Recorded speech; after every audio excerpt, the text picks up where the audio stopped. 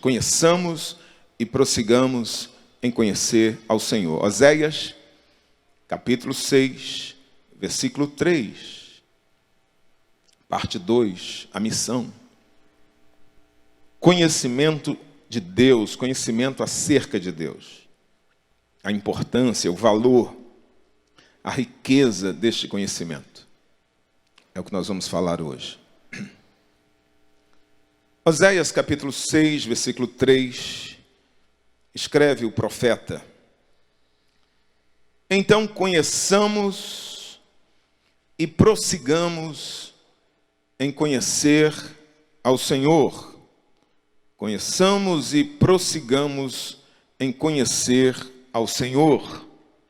A sua saída como a alva, como o alvorecer, como a manhã, o nascer do sol, é certa. E ele a nós virá como a chuva serôdia, ou como a chuva da primavera, que rega a terra. Você pode dizer amém, graças a Deus. Todo conhecimento, tem algum valor. É verdade que alguns conhecimentos têm mais valor do que outro, né? Alguns têm mais importância, custam mais caro, porque são mais caros de serem adquiridos, demoram mais tempo, mas todo conhecimento tem algum valor. Alguém diz até que há conhecimentos que são inúteis. Já ouviu falar dessa expressão? Isso é cultura inútil. Fiquei pensando nisso e lembrei que no meu ginásio, deixa eu falar aqui para os filhos, né, para as crianças, você que não sabe o que é ginásio, que palavra é essa? Ginásio é como se chamava antigamente a segunda parte do ensino fundamental. O titio aqui é velho, então era ginásio, eu estudava a segunda parte do ensino fundamental. E eu me deparei com o nome de Dom Pedro I. Eu achei algo muito interessante e eu decorei o nome de Dom Pedro I. Dom Pedro I de Alcântara, Francisco, Antônio, João Carlos de Paula, Miguel, Rafael, Joaquim, José, Gonzaga, Pascoal, Cipriano, Serafim, de Bragança e Bourbon. Nunca serviu para nada, nunca caiu numa prova, não sei para que serve. Eu falei, vou encaixar isso no esboço aqui, vai servir para alguma coisa. Cultura, não sei para que serve, deve servir para quê, gente, não sei. Mas decorei, nunca caiu, nunca me cobraram isso. Eu falei, quando eu estiver no vestibular, vamos fazer essa pergunta difícil, né? Mas nunca perguntaram, é uma bobagem uma coisa dessa. Qual a diferença entre inteligência, conhecimento e sabedoria? São coisas distintas. O conhecimento, a inteligência, vamos falar primeiro da inteligência?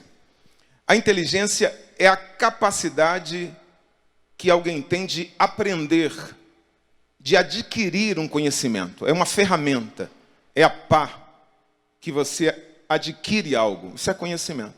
Todo ser humano tem basicamente a mesma inteligência. Todo mundo que está aqui. Deve ter aqui um gênio e um idiota. O gênio, levanta a mão, por favor. O idiota não vou perguntar, fique tranquilo. Mas todo mundo tem basicamente a mesma inteligência. O que é conhecimento? Conhecimento é o substrato que se pega, o material que se adquire a partir da inteligência. Aquilo que você usa, a tua ferramenta, a inteligência, para adquirir, colocar para dentro de você, isso é conhecimento. Conhecimento científico, conhecimento empírico do povo, da vida, conhecimento filosófico e conhecimento teológico. Algum desse material aqui. E é esse conhecimento que você adquire que te qualifica na sociedade. É esse conhecimento que você adquire que determina o teu salário, o papel que você vai desenvolver. Tá ok? O médico pós-graduado em Harvard, doutorado em Cambridge, ele tem a mesma inteligência do porteiro. A questão é que esse médico usou a inteligência dele para adquirir um conhecimento que vale 30, 40 mil por mês. O porteiro usou a sua inteligência para saber quem está melhor colocado no campeonato brasileiro, quem vai cair esse ano, sabe tudo da novela das 8, e o conhecimento dele vale milão por mês. É isso aí. Mas ambos têm, basicamente, a mesma inteligência. O conhecimento é que tem valor diferente. E o que é sabedoria, pastor? Sabedoria é o que Daniel Kahneman chama de inteligência emocional. Sabedoria é a capacidade de usar um conhecimento de forma acertada. É quando você usa um conhecimento para fazer amigos. Você usa conhecimento para ser feliz. Tem gente que pode estudar em excelentes faculdades, mas ele não tem sabedoria para se relacionar. Ele não tem sabedoria para se adaptar. Ele não tem sabedoria para fazer amigos. Então, pessoas que só têm conhecimento, eles costumam fechar portas e construir muros. Mas uma pessoa que tem sabedoria, ela abre portas e constrói pontes. A sabedoria é o conhecimento para nos fazer feliz, nos fazer bem relacionados. São coisas distintas. Amém? Mas todas as pessoas têm basicamente a mesma inteligência. O conhecimento é que nos vai transformar, é que nos vai dar o valor, o salário, o que nós vamos exercer é a partir do conhecimento que nós compramos. O conhecimento tem um valor, tem um custo. Por isso que a Bíblia diz, adquire, compre a sabedoria. O conhecimento é comprado, exige esforço, tempo, aturar conselhos. Às vezes um professor chato leva um tempo, paciência, mas é assim que se adquire conhecimento. Só o conhecimento transforma de verdade a vida de alguém. Só o conhecimento. Todo mundo, quando criança, é basicamente a mesma coisa e é uma página em branco. Mas o conhecimento que você adquire na sua vida será o elemento que vai transformar você. Diz uma frase que você já ouviu, diz assim, conhecereis a verdade e a verdade vos libertará. É a verdade que liberta. É a verdade que tira alguém da ignorância, da prisão da ignorância. Alguém que não conhece, alguém que não tem conhecimento, é um prisioneiro. É alguém que está em trevas. É alguém que precisa ser conduzido. E essa frase não é do Bolsonaro não, tá? Caso alguém pense. Quem falou isso foi Jesus. João 8:32. Antes que você pense que citou o presidente. Todo país que investiu em educação, entre parênteses, em conhecimento, hoje é um país desenvolvido. É um país grande economicamente. É um país de primeiro mundo. Japão, destruído na Segunda Guerra Mundial, investiu pesado em conhecimento, em poucas décadas se tornou uma grande potência mundial, um país desenvolvido, um país com mais de 80% da população classe média. Por quê? Investiu em educação. Coreia do Sul, um outro exemplo. Finlândia, né? América do Norte investe maciçamente em educação. Mas o contrário também é verdade. Todo país que relegou o conhecimento da sua população, a educação para o segundo plano, são países subdesenvolvidos. São países que não prosperaram. Infelizmente, a nossa pátria, o Brasil, historicamente falando, é um país que adotou uma política paternalista, uma política assistencialista. O negócio é dar dentadura, o negócio é dar óculos, o negócio é calçar a rua, fazer praça, embelezar praça, construir pontes, né? Dar bolsa isso, dar bolsa aquilo, né? E dar assistência para a pessoa. Pastor, mas isso não é bom? Dar dentadura, dar uma casa nova, para a pessoa pagar em 50 anos? É bom, mas veja, isso não muda a vida das pessoas. Isso não transforma de verdade a vida das pessoas. Se fez essa política e é assim que durante muito tempo rolou aqui. Pega o José e a Maria e diz assim, vem cá vocês dois, aí dá uma dentadura para o José, dá um óculos novo para a Maria, dá 4 bicicletas para os filhos deles, e se eles não tiverem casa, vende uma casa baratinha, popular, ou dá a casa e calça a rua. Pronto. Aí você diz, poxa, que legal, só que José e Maria são os mesmos, com um sorriso melhor, com óculos novo, morando numa casa melhor, mas isso não mudou a vida de José. isso não mudou a vida de Maria. A única coisa que isso fez foi garantir a reeleição de quem deu isso. Porque José e Maria vão votar, os parentes vão votar, os amigos vão votar, todos os moradores da rua vão votar. Agora escute, isso não mudou a vida deles. Se quisesse realmente mudar a vida deles, só existia uma maneira. Que maneira? Diga, conhecimento. Conhecimento. José, eu vou te dar um curso profissionalizante. Lá no Johnny, vai estudar lá. Vou te dar um curso profissionalizante para Maria. E eu vou pegar os 4 filhos do José e vou dizer, vocês vão estudar numa escola que tem o mesmo nível da escola do filho do político. Aí eu mudo o futuro desta família. É o conhecimento que liberta. É o conhecimento que transforma. É o conhecimento que muda a geração. E olha que nós estamos falando do conhecimento acadêmico, do conhecimento escolar. Imagine o que o conhecimento de Deus pode fazer na vida de uma pessoa. Imagine o que o conhecimento acerca da palavra pode fazer na história de uma família. Nenhum conhecimento é tão transformador, nenhum conhecimento é tão enriquecedor quanto o conhecimento da palavra de Deus. Nenhum conhecimento. Deus diz lá em Jeremias 9, 23 e 24, olha o que Deus diz. Não se glorie o sábio na sua sabedoria, no seu conhecimento, na sua formação. Paulo diz que considera isso como esterco. Não se glorie o forte na sua força. Não tire onde, não fique soberbo. Não se glorie o rico nas suas riquezas. Olha o que, mas é Deus que está falando aqui, olha o que Deus diz. Mas o que se gloriar, glorie-se nisto, em me entender e me conhecer. Que coisa interessante isso aqui. Veja, gloriar-se na Bíblia é pecado. Gloriar-se é pecado de orgulho. Você não pode gloriar-se, né? Dizer que tira onda e tal. Mas veja, Deus aqui abre uma exceção, sabe? Se for gloriar sem me conhecer, pode. Não se glorie de outra coisa não, mas o conhecimento de Deus é algo tão precioso que é difícil ser humilde. Você que conhece Deus, Deus pode ser um pouquinho orgulhoso, porque é algo muito precioso que você tem. É isso. Em 2 Coríntios 4, 7... Segunda carta aos Coríntios 4, 7, o apóstolo Paulo diz: temos, porém, este tesouro em vasos de barro, para que a excelência do poder seja de Deus e não de nós. Vasos de barro é uma ideia aqui de fragilidade, de algo frágil, de algo que tem pouco valor em si mesmo, principalmente quando comparado a um outro objeto, a um outro vaso, né? Essa pandemia serviu para mostrar isso para muita gente que pensava que era vaso de aço inoxidável, pensava que era vaso de ouro, inquebrável e caríssimo. Mas um vírusinho veio e disse assim, você não, você é vaso de barro. Quebra molinho, molinho, fácil de quebrar, não é verdade? Mas quando esse vaso de barro está cheio de algo, né?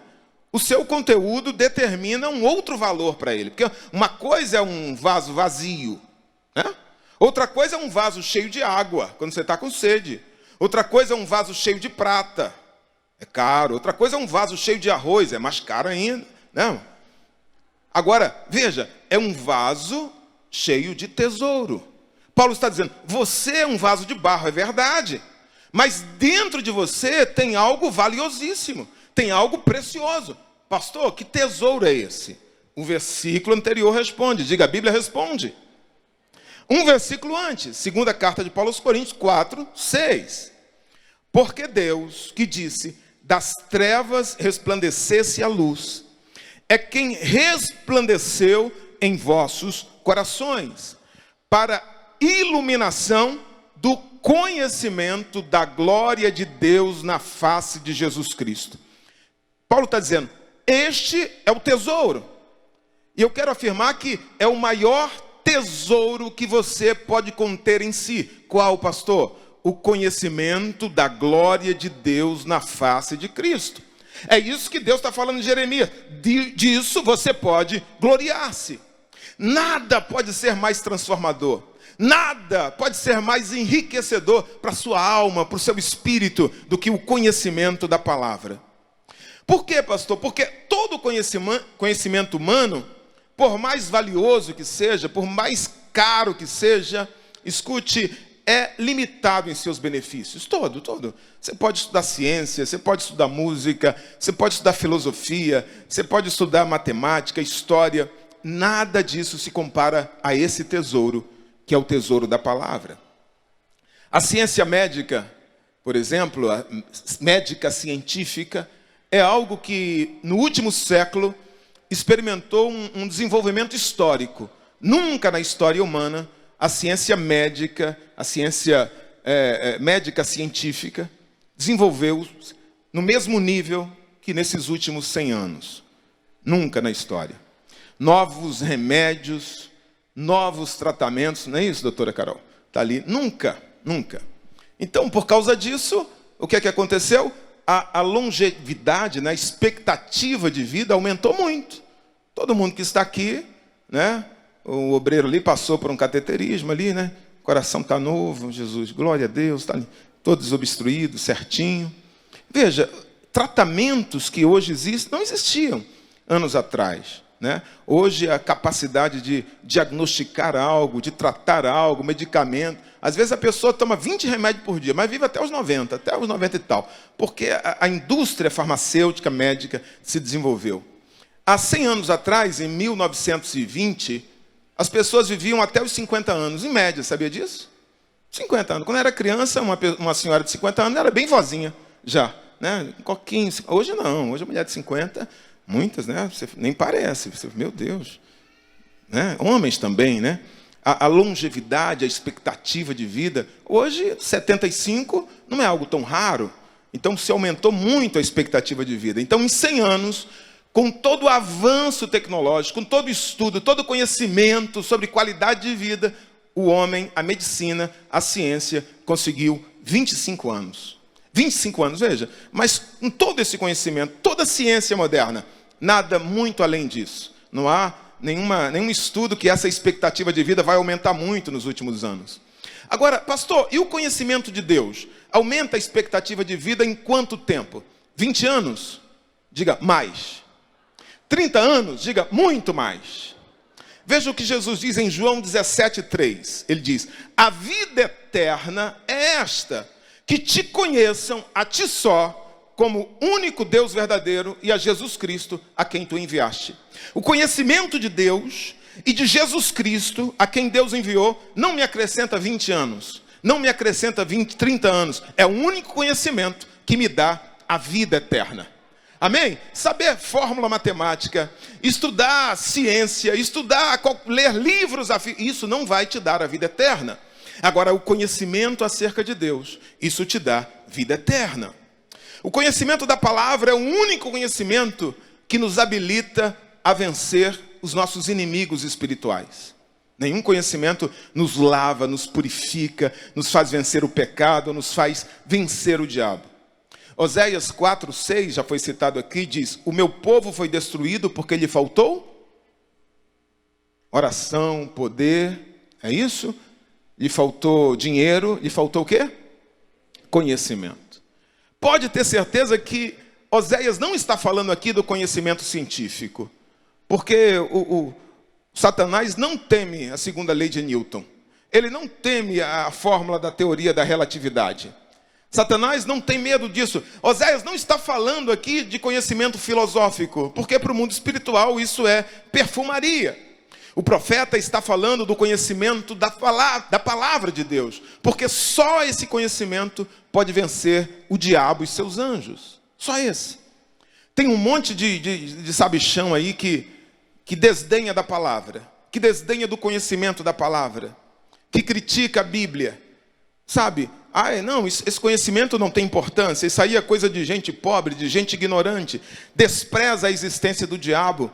Mas essas pessoas não sabem que uma das estratégias do diabo é exatamente o desprezo pelo conhecimento espiritual. Uma das estratégias do diabo é exatamente isso, é uma luta para ler a palavra.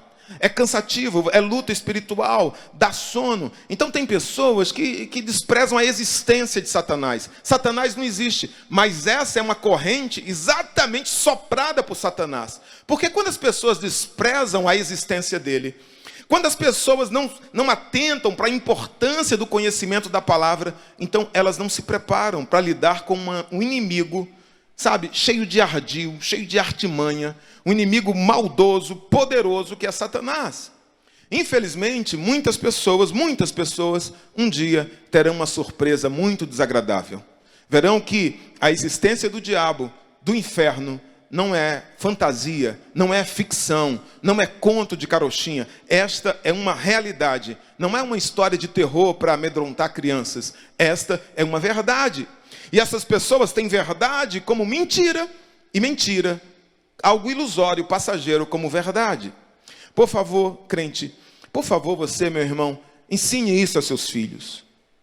Não diga para os seus filhos que matemática e português são mais importantes que o conhecimento da palavra de Deus. Isso é importante para o sucesso, isso é importante para o salário dessa vida, mas isso não pode ser mais importante do que o conhecimento da palavra. Quando domingo de manhã você vai para o parque e você não traz seu filho para a EBD, você está dizendo para o seu filho: meu filho, a palavra de Deus é menos importante do que o conhecimento escolar. Traga seu filho para a EBD. Ensine, porque é este conhecimento que vai dar vida eterna a ele. É esse conhecimento que vai fazer dele um homem de Deus, uma mulher de Deus, ter uma mansão no céu, ter o nome escrito no livro da vida. E principalmente é isso que vai dar poder a ele para vencer Satanás e os seus demônios, que serão um inimigo constante na vida dele e na vida dela. Traga seu filho para a EBD. Ensine isso a ele. Paulo demonstra profunda preocupação com esse conhecimento. Profunda preocupação em relação à igreja de Corinto. Primeiro ele diz: não ignorar os ardis de Satanás. Não ignorar os ardis. Ele diz, 2 Coríntios 2:11, não desprezar a esperteza. Ardil é esperteza, malícia, manha.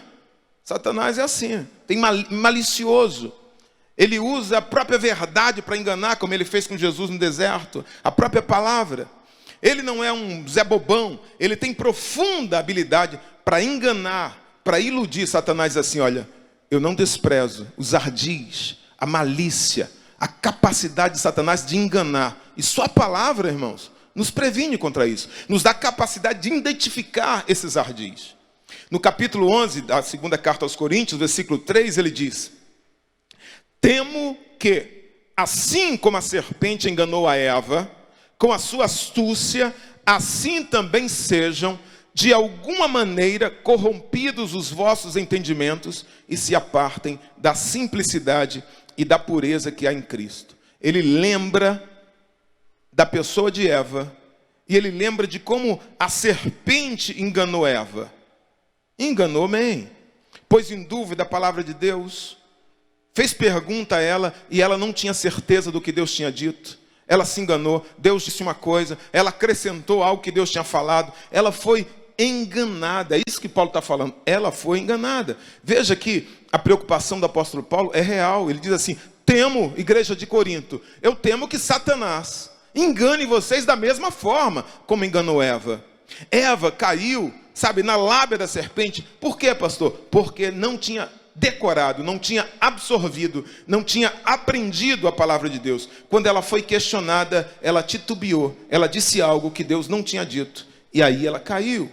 Diferente de Jesus. Jesus foi tentado no deserto com a palavra, mas diferente de Eva, Jesus conhecia a palavra. Satanás disse: está escrito. Jesus disse: também está escrito. Foi com a espada do Espírito, a palavra, que ele lutou a guerra contra Satanás e ele venceu. É a palavra que nos dá poder, autoridade, capacidade para vencer Satanás e seus anjos.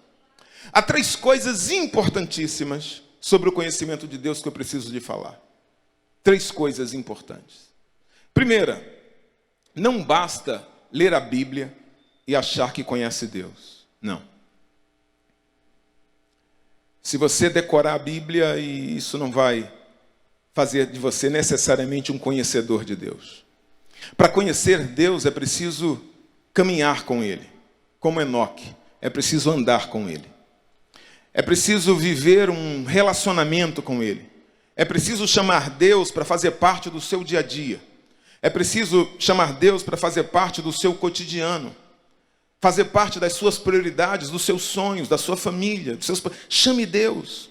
Se você excluir Deus de alguma área da sua vida, escute, Deus é educado. Ele fala para a igreja, ele não fala isso para pecador, para a igreja. Eu estou à porta e bato. Se alguém abrir a porta, eu vou entrar. Deus é educado. Se você excluir Deus da sua empresa, ele vai ser excluído. Se você excluir Deus dos seus sonhos pessoais, ele será excluído. Conhecer Deus é trazer Ele para as batalhas, é trazer Ele para o meu dia a dia. E eu não posso conhecer Deus vindo a um culto semanal e não lendo a palavra e não trazendo Ele para o meu dia a dia. Eu não posso conhecer Deus lendo um versículo a cada 2 meses. Mateus 22:19, o Mestre Jesus nos diz algo assim muito interessante. Ele diz: errais, não conhecendo as Escrituras, nem o poder de Deus. Essas são as 2 formas que nós podemos conhecer Deus. Diga, Escrituras, conhecimento. E poder de Deus, diga, experiência. Essas são as 2 maneiras que nós podemos conhecer Deus. Pela leitura e pela experiência.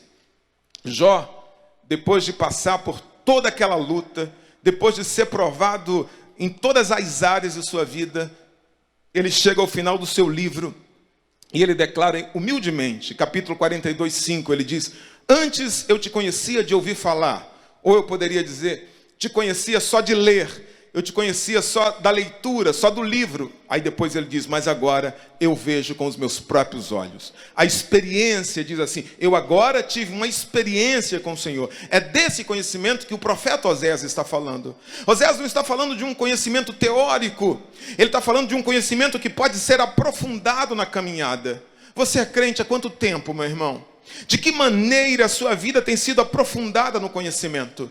A Bíblia diz: a vereda do justo é como a luz da aurora. Começa de noite, começa trevas, mas o dia amanhece quando ele aceita Jesus. E a Bíblia diz, e vai brilhando mais e mais. O conhecimento vai trazendo luz até que seja dia perfeito.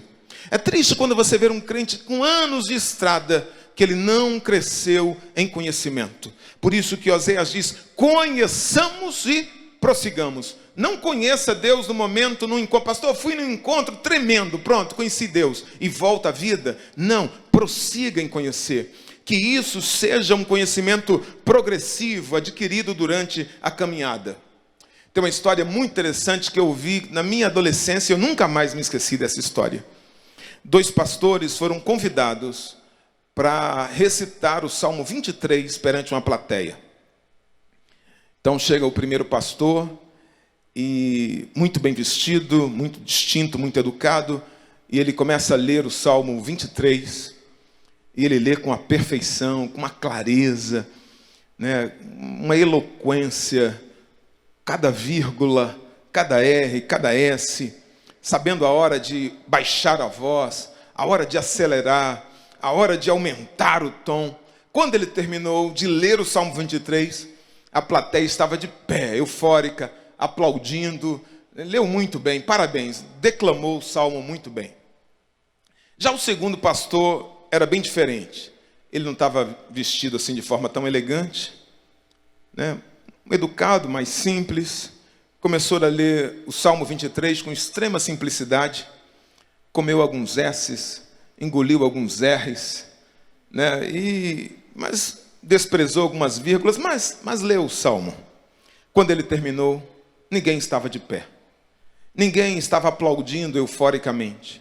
Mas todos naquele auditório estavam sentados, cabisbaixo e profundamente emocionados, e alguns chorando. Então o primeiro pediu a palavra de novo e disse o seguinte: vocês querem saber a diferença entre eu e esse pastor? É que eu conheço o Salmo 23 melhor do que ele, mas ele conhece o pastor do Salmo 23 melhor do que eu. Uma coisa é conhecer o Salmo, outra coisa é ter essa experiência com Deus. Convide Deus para o seu dia a dia, jejue, irmãos, ore de vez em quando, chame-o para fazer parte da sua família, chame para fazer parte da sua empresa, coloque ele nos seus negócios, coloque ele nos seus projetos. Só assim você vai conhecer o Deus da palavra. Outra coisa muito importante que eu preciso lhe dizer sobre o conhecimento acerca de Deus é que ele é inesgotável. Todo conhecimento, quer seja científico, filosófico, ele pode ser esgotado. Existem doutores que dominam essas áreas do conhecimento. Qualquer pergunta que você fizer sobre o assunto, ele tem a resposta, ele estudou isso a fundo. Mas quando falamos da palavra de Deus, isso muda. Pastor, mas não tem doutores na área de teologia? Tem doutores na área da teologia. Mas alguém que é um doutor convertido, alguém que é um doutor de verdade na palavra, quando ele se depara com certos assuntos ou com certos temas, ele tem que declarar humildemente que o conhecimento de Deus é mais elevado que o nosso, que os caminhos de Deus são mais elevados que os nossos, como a terra, né, é mais baixa que o céu, como o céu é mais alto que a terra, os caminhos de Deus são mais altos que os nossos. A nossa mente não consegue alcançar este conhecimento, porque ele é profundo, ao mesmo tempo elevado e inesgotável. Sabe, alguém pode ter esse título de doutor, mas nunca vai saber tudo sobre Deus. Eu tenho uma terceira coisa muito importante para falar para você sobre o conhecimento de Deus. Preciso falar que, isso antes que você diga assim, poxa pastor, mas se nem um doutor sabe tudo sobre Deus, esse conhecimento é tão profundo, tão elevado, até me desanima de estudar, porque euzinho que só venho ao EBD, ao culto da palavra, não vou saber muita coisa sobre Deus, eu nunca vou alcançar, acho que eu vou desistir. O fato de ser profundo e de ser ao mesmo tempo elevado não significa que ele seja inacessível. Ao contrário, o conhecimento de Deus é acessível a todos. Você pode ser uma pessoa simples, de poucos estudos.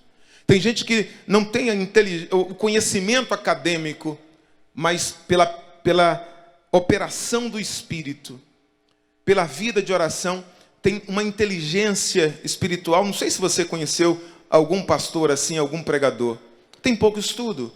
Fala Jesus e Deus e às vezes estou satisfeito.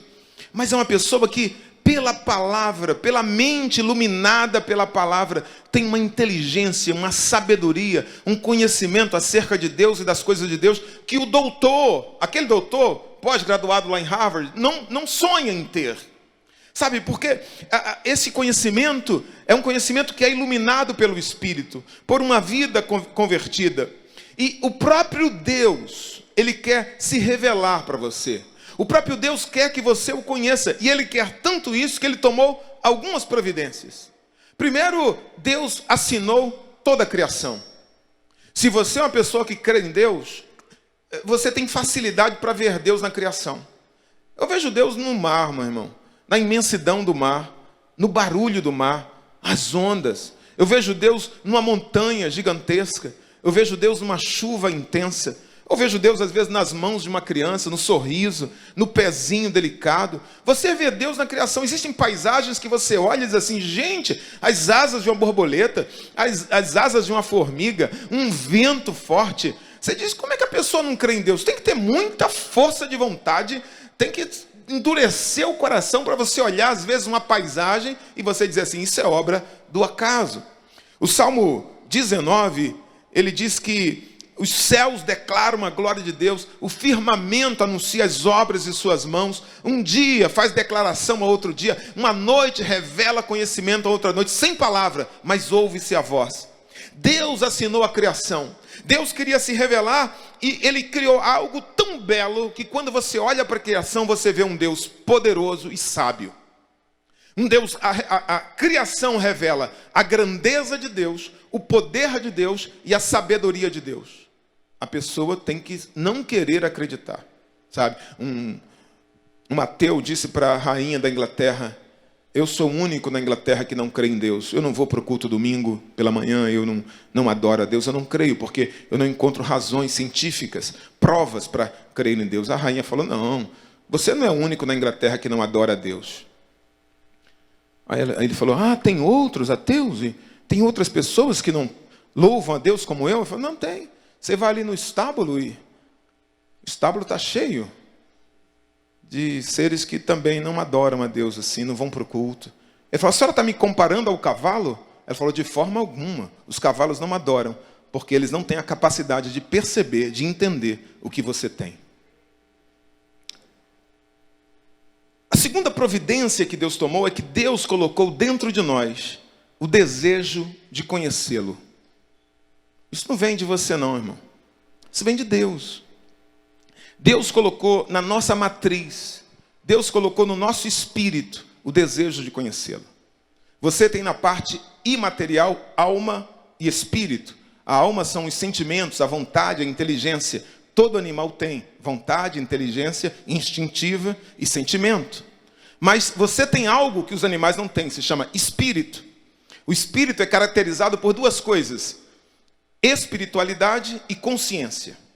Isso é que marca o espírito. O espírito tem consciência. Você nunca vai ver um cachorro com dor de consciência porque mordeu alguém. Vai dormir numa boa. O ser humano não. Quando ele peca, a consciência o acusa. E o ser humano tem espiritualidade. Não tem a ver com ser evangélico, tá ok? Se você for em qualquer cultura, tiver algum antropólogo aqui, ele vai confirmar. Se você for lá na cultura indígena, indiana, asiática, no Alasca, o ser humano vai adorar o tatu, vai adorar um totem, vai adorar a lua, vai adorar o sol, vai adorar o boto cor-de-rosa, vai adorar a borboleta, qualquer coisa. Ele vai adorar, porque ele tem sede da transcendência. Ele tem sede de um ser mais elevado que não está no nível de existência dele. Quem foi que colocou isso? Deus. Deus colocou dentro de nós um desejo de buscá-lo, de alcançá-lo, de atingi-lo. Infelizmente, pela ignorância, se não for pela pregação da palavra, essas pessoas vão buscar o Deus, que é o Deus verdadeiro, no lugar errado. Sabe, de vez em quando você vê na propaganda uma indústria automobilística fazendo recall. Né? O carro está lá e falta uma peça. O carro está lá e algo foi feito com defeito. Algo tem que ser levado à oficina do fabricante para ser reparado. Deus fez todos nós com necessidade de recall. E só Ele tem a peça. Só Ele. Você não, tem algo dentro de você que falta. Tem algo que às vezes está quebrado. Não está legal isso.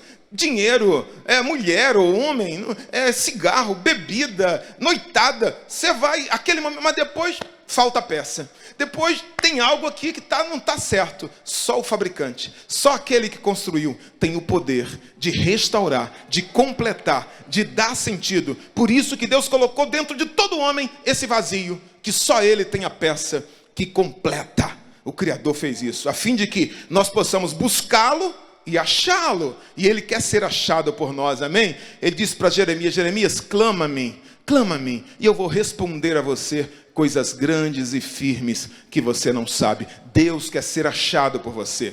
Uma terceira providência, Ele deixou um livro. Na natureza nós encontramos o poder, a grandeza, a inteligência, a sabedoria de Deus. No seu livro nós encontramos o seu caráter, os seus projetos, a sua bondade, a sua justiça. É aqui que a gente conhece o caráter de Deus, lendo o livro. Na natureza você não conhece. A quarta providência, Ele mandou o seu Filho. Através de Jesus, nós conhecemos o amor de Deus. O quanto Deus nos amou. O preço que Ele esteve disposto a pagar para que nós nos relacionássemos com Ele. Em Cristo, na pessoa de Cristo, na obra de Cristo, nós conhecemos um Deus que nos ama. Um Deus que entregou o seu Filho. Um Deus que rasgou o véu do alto a baixo, não de alto a baixo. Foi Ele que rasgou a separação. Foi Ele que pôs fim à separação. Deus, antigamente, diz Hebreus, falou de muitas maneiras, mas nos últimos dias nos falou por Jesus. Jesus é a providência, é a forma mais clara que Deus encontrou de se expressar. Mais do que queremos conhecer a Deus, Deus quer se revelar para nós. Mais do que, cadê o teclado? Me ajuda aqui, por favor. Do que conhecer Deus, Deus quer se revelar para nós. Eu estou falando para a igreja agora. Eu vejo, irmãos, como pastor, com todo carinho, fique triste comigo não. Infelizmente, muitos crentes desprezam esse tesouro. Deus tomou todas essas providências para que nós o conhecêssemos. Deus deseja se revelar. Ele deixou uma palavra, Ele enviou o seu Filho, Ele colocou em nós o desejo, Ele assinou a criação. Vemos na palavra que o conhecimento de Deus é precioso, é enriquecedor, transformador. É uma arma poderosa para vencermos os nossos desafios. É o conhecimento de Deus. Mas muitos crentes não leem a Bíblia. Muitos crentes não vêm à escola dominical. Não prestigiam o culto da palavra. Porque a gente tem que dizer assim, eu amo a palavra, mas temos que ser práticos. Temos que ser práticos. Deus fala lá em Isaías, capítulo 1, versículo 3. E eu vejo isso como um lamento divino. Deus lamentando. Deus está lamentando, ele diz assim: o boi conhece o seu possuidor. O jumento conhece a manjedoura do seu dono. Mas Israel não tem conhecimento. O meu povo não entende. Poucas coisas são tão danosas, tão prejudiciais à igreja, como a falta de conhecimento de Deus. O maior perigo à igreja não é o diabo, porque o fim do diabo já está decretado, como o fim da igreja já está decretado. As portas do inferno não prevalecerão contra a igreja. Eu como igreja, você como igreja, não precisa temer o diabo. O mundo, o crescimento no mundanismo é uma grande ameaça. Mas isso também não vai destruir a igreja, porque a igreja é uma arca protegida, é uma propriedade exclusiva de Deus. Ah, pastor, o crescimento de seitas, o crescimento do islamismo, o crescimento de religiões, isso também é uma ameaça para a igreja? Não, não é. A falta de conhecimento, a falta do desejo dos crentes em conhecer a palavra, em se aprofundar na palavra, esta é a maior ameaça à igreja e ao cristianismo que pregamos. Tem um monte de crente desviado nessa pandemia. Um monte. Triste, mas gente que nem sabe que está desviada, mas está. Se for preencher um formulário, ele diz: sou crente. Qual a sua igreja? A DEVEC. Mas não vem para a ceia. Não está vindo para a igreja. Aí você pergunta: a pandemia? É, por causa da pandemia. Vai para o shopping, vai para a academia, vai para o supermercado e está trabalhando. Mas a igreja é a pandemia. Na minha época a gente dizia que isso era desviado, né? Mas mudou. É a pandemia. A parábola do semeador diz que a segunda semente caiu num terreno pedregoso. E ela logo nasceu, mas quando veio o sol, ela morreu. Alguém diz assim: pastor, quem matou a semente foi o sol. Não, não foi. O sol representa as tribulações, e Jesus fala isso. Mas não são as tribulações que matam o crente. Não é a pandemia que mata a nossa fé. Não, não é. Não são os problemas que matam a nossa fé. Não são as dificuldades que matam a nossa fé. Jesus diz assim, e você tem que prestar atenção nos detalhes. Diz assim: e ela morreu porque não tinha profundidade. O que mata um crente não é o sol das lutas.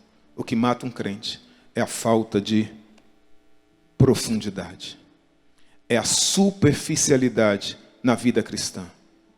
Portanto, essa é a coisa mais perigosa da vida cristã. É não discernir a importância do conhecimento de Deus. Do quanto eu tenho que me aprofundar. E hoje, irmão, qual a desculpa que temos? Tem Bíblia ARC, NVI, ARA, Bíblia de letra grande, Bíblia de letra pequena, Bíblia de bolso, Bíblia digital, Bíblia no celular. Pode ler Bíblia e você arruma tempo, irmão. Prioridade. Você lê até o jornal no vaso, né? Dá um jeito, a revista semanal. Você deixa ali na cama antes de dormir, você dá uma lidinha. Mas Bíblia, às vezes a gente não tem tempo. É uma desculpa. Olha o que Deus diz: o meu povo tem sido destruído porque lhe falta conhecimento. Eu quero que você fique de pé.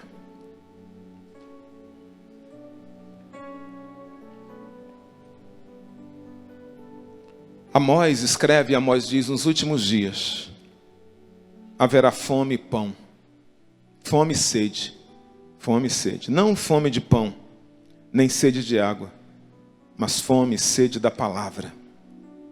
Esta é a minha oração. A oração que Deus coloque dentro de nós apetite pela sua palavra. Coloque dentro de mim apetite, uma fome insaciável pela palavra. Coloque dentro de você, dentro do seu filho. Feche seus olhos. Senhor Deus, Pai amado, Pai querido,